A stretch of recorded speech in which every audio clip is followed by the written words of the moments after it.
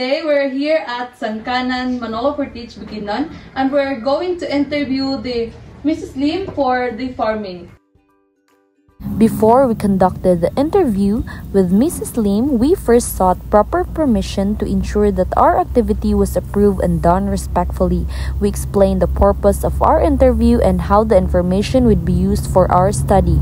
After obtaining verbal approval, we also provided a written consent form to formally document the agreement.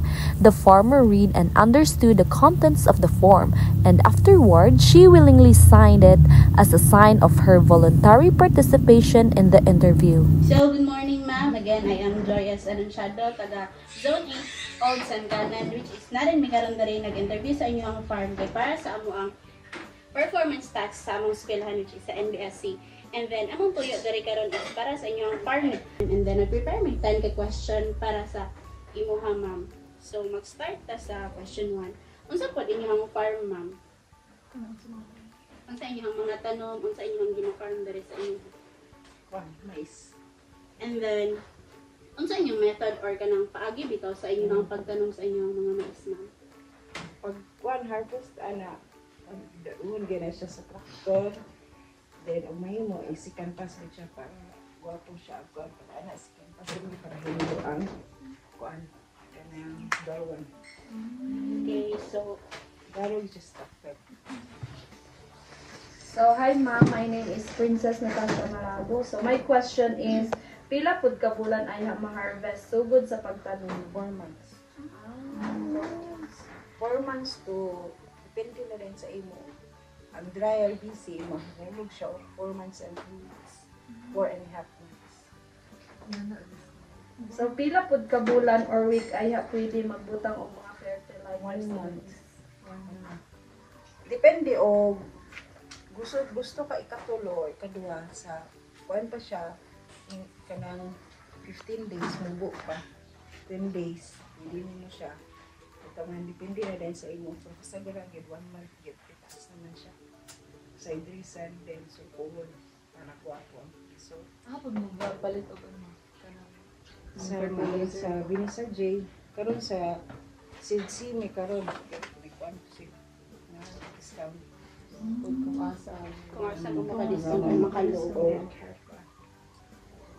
Good morning, te. I'm Crystal. Taga-Lindaban ko, pero naminyo ko diri sa So, kanang... Kwante, kanang as a farmer, unsa niyo mga techniques sa inyong pagtanim? Kuan ni, ang technique gid ana gikan sa pag-harvest kinahanglan dili siya kanang dili siya banda diretso tamnan pagdaro imo sa siya ipapahuway for 2 weeks to 3 weeks then pag first pass ani gikan harvest imo siya ipatukuan sa ang mga sagbot kanang o dili imo siya ipaturo then mga subat aya nimo siya ikuan pero gun mana siya technique din ipapahuway gid nimo para makuan para guwapo ang results sa inyo. Tanong. So, kita kay farmers man ka, di unsa say ka na mga pagsulay Kanang mga ulod. Uluron ba? Kanang murag ka ng gabuk-bukon pin, no? Oo.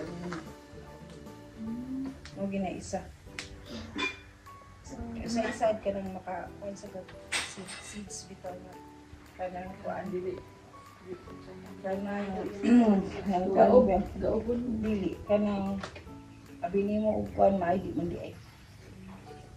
Kanang murag Ang lagka bitaw lugka kayo mo sa na isa. magpulit-pulit Oo, magpulit-pulit. Ano ka na mga gaubos?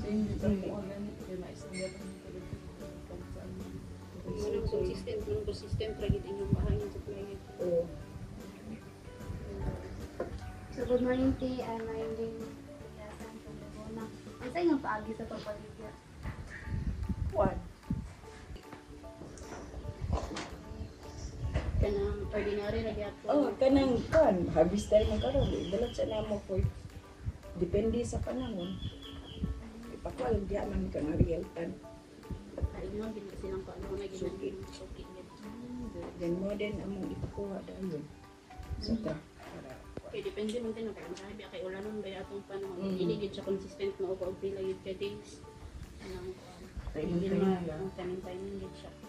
Nabay supporting you ikan sa gobyerno or sa co-op kaya na dinhi at dinhi or fertilizer Sa kuan. Sa DA. DA na manghatag po sila. Sa karon sa panahon, karon gyud na may farmers association kada barangay. Kung dili ka maka membro ana, dili ka makadawat. Kay mo na lang patakaran kay sa DA. Kay kanadto manggod walay asosasyon. Kan manggod bisag walay area. Magpalista gina labi na karon bitaw. Sa negative sa kay sa ko lang observe diri pag-duol ka sa dughan sa pagwala siya farm ilista gid ka kay labi na mo ang leader mo ang mga officials mo ang gina so karon as a treasurer man ko sa among asosasyon ni sa farmer mo na ang patakaran karon og dili ka membro kay namin dili ka makakuha kay naman siya membership fee. So diha kagikan ninyo ang support. Dili sa kay may magsalig kay Pero gibali kami murag season nga tong trakuha. Hindi mo dili nga tanan ni gayon ng mga tag ang government. Kaya ni karon na sila na sila gihatag karon sa kabag nga winhi og ang to. Dili ba ko na enough sa kaluag sa kabuyag sa inyong mga area, dili ba ko enough sa diba? Okay, half hectare ang gina siya ang one bag. So, good morning, te. Dalanan ko kanang may question te is kanang about kanang naaba mo ginakuan nga buwan nga ang inyong tingtanon. Yes. Para karon October, para na siya sa Same sa February. amo. October ang ato ng kuan kay ang panahon manggod. Tumit sa ulan, inday init. Labi na mamungkal nga. Timing dito. Timing na kuan. Kung bilisan na, buhay kayo. October. Okay pa ang November. Pero ang December, December time. Okay naman. Basta ulan kayo na siya. basta kayo ngayon sila nga. Sa kayo sa kuubangan siya manggig ko ang diri. Basta mga first weeks. Okay pa pero mga third week mga kuan. Nagi mga dili na maayo. Labi na gid kuno ng June, July. Kano may anak ng tinuuhan. Oo. Pero may man sa inyo dito. Amo pasas. siguro as kanya. I don't know. Season niya dari nga side. Season niya dari nga side. So, the last question today is kanang what is your message to us kanang as business kuan nga gusto mag-farm? Ng advice mo advice sa mo mga or share. Ang isay lang ako sa inyo, no? Magkuhan mo o farm, isay ma-failure man ta. Hindi na mawala as a farmer. Kaya bisa ganit ka ng para sa kaugaran, ma-failure pa ganit, ma-discourage dayon, ayaw, good. Ikaw mo kay Buragasuwayan, yakong kas panahon ba. Kaya kami, pila naman good.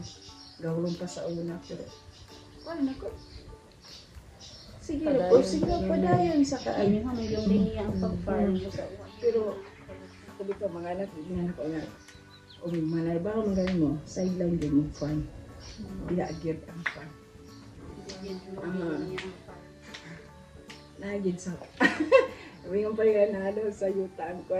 So, Nagit sa yung tanggol. Yeah. Nagit sa yung tanggol. Digit na mawala. Mag-atiman, manutan na ito na rin ko din kung nga magsubak-subak. E kami gano'n, pagsubot, ang tanang sa bayo. Mas din ko. Eh, gusto mo gano'n, kami karoon mga 11 years ang tingali na. Kaya 2014 mo din may nagsubot kaya sila tagaan gusto ugangan. Ugangan din. Oo. Ang kamot din. Ang tala, ang simayo, ang simayo. Wala. Ayun, ayun, ka-discourage. Para lang sa itong pag-skila na pagsakay. Ganun na mo, ang padayalit. Pag maka-learn ka ba, kinanagod siya. Kaya ang failure Always mag-uban. Part yun na sa itong Hindi na siya opposite sa success. Part din na part siya. din na siya. Kaya, tanawin mga inyong mga saan, pagkuhan din na, naunsa man. Wala ba? So again, good morning, and gusto lang may magpasalamat sa pag-allow nimo nga interview ka namo diri, and thank you po guys sa imong gigahin sa amo nga time. Bisan pa basta nga kay kuan, kay gabuhatonon, imo gid minggi padayon diri sa inyong balay kay para i-interview lang ka og matabangan og dako na kay nangatabang sa amo ate nga imo minggi allow nga interview ka about sa imong pag-farming. Again, thank you kayo te. Thank you, te.